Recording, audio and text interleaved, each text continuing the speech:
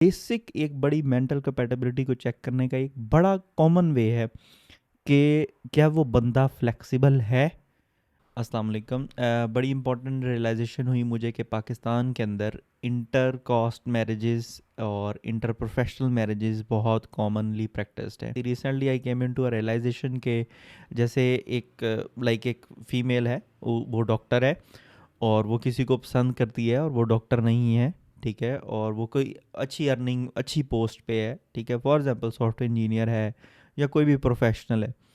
तो ऐसा क्यों समझा जाता है कि जो लड़की डॉक्टर है तो उसके लिए कोई लड़का जो अप्रोप्रिएट मैच होगा वो एक डॉक्टर ही होगा। This is weird thinking. तो इनमें क्या हो रहा है कि आपको एक प्रॉपर मैच मिलना मुश्किल हो रहा है। हर बंदे की अपनी अपनी डिमांड्स हैं और पता नहीं किन किन तराजुओं पे तोला जाता है लड़के को और लड़की को। लड़के को तो बड़ा फाइनेंशियली और ये हो और वो हो, लड़कियों को भी फिज़िकली ऐसे हो, कतरीना कैफ से मिलती हो, उस नस्ल से हो और ऐसे गुण हो और पर्दा भी करती हो और पता नहीं क्या हो, ठीक है। तो मैं इन चीज़ों को समझने से बड़ा कासिर हूँ, बट जो मुझे लगता है कि ये स्टीरियोटाइप है, इनको तोड़ना चाहिए। ये जस्ट मतलब लड़की ने कोई लड़का पसंद करना है या लड़के ने कोई लड़की पसंद करनी है, वो सबसे पहले पता क्या चेक करता है? वो सबसे पहले देखता है यार ये इसकी ज़ात मेरी ज़ात से मिलती है।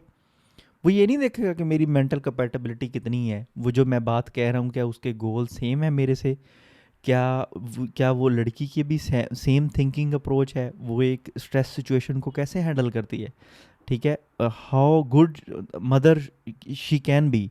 मैं कितना, वो लड़की को क्या जज करना चाहिए कि यार ये लड़का कितना सपोर्टिव है, ठीक है, इसकी कोई अब्यूज़िव हिस्ट्री तो नहीं है, ठीक है, इसको एंगर इश्यूज तो नहीं है, इसकी वो सारी चीज़ें एक इम्पॉर्टेंट पार्ट हैं अच्छी मैरिटल लाइफ गुजारने का।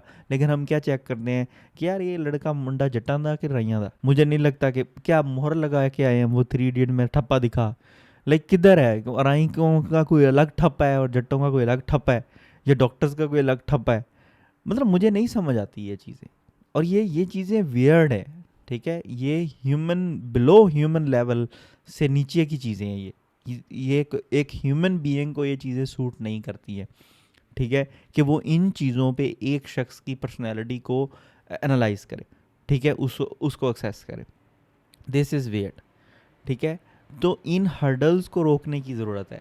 जो दो लोग आपस में, उनको ये बताने की ज़रूरत है, स्पेशली जो पेरेंट्स हैं उनको ये स्टीरियोटाइप ब्रेक करने की ज़रूरत है कि यार आप ये देखो सेक्सुअल कंपैटिबिलिटी कितनी है, मेंटल कंपैटिबिलिटी कितनी है, लड़के मतलब these are the things that are important, ठीक है।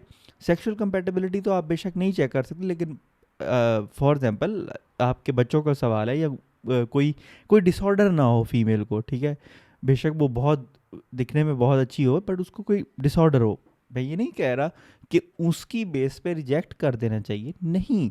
The thing I am trying to, ये चीज़ें प्रोफाइल में आनी चाहिए, ठीक है, इन चीज़ों को देख के डिसीजंस होने चाहिए कहीं ना कहीं, ठीक है, रेदर देन कि हाँ कितनी पतली है तो कितनी ऊंची है तो कितनी लंबी है, ठीक है, व्हाट इज़ दिस। मतलब these are the least parameters to get into marital relation with someone in basis पे। और मुझे लगता है द मोस्ट इम्पॉर्टेंट पहला दीन और दूसरा उसका माइंड।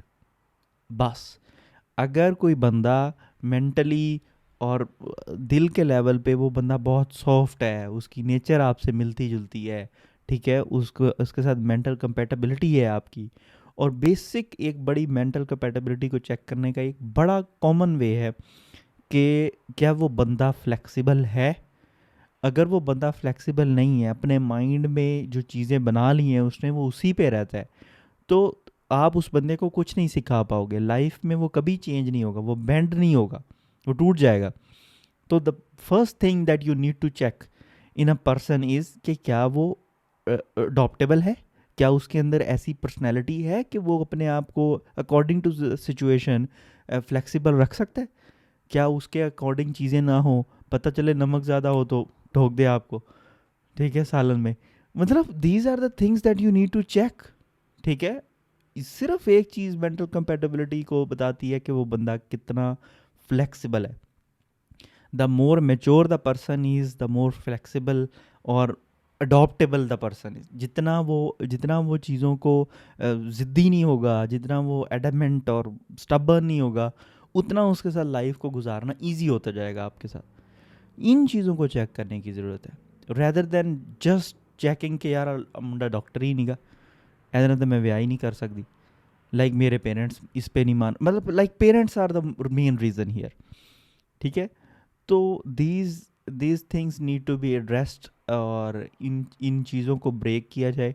ठीक है, और ये जो बेसिस है, दीन होना चाहिए, दुनिया में समझ होनी चाहिए, फाइनेंशियली फ्रीडम, फाइनेंशियली एस्पेक्ट भी होना चाहिए कहीं ना कहीं, और सबसे इम्पोर्टेंट है mental compatibility. These are the things that you need to check.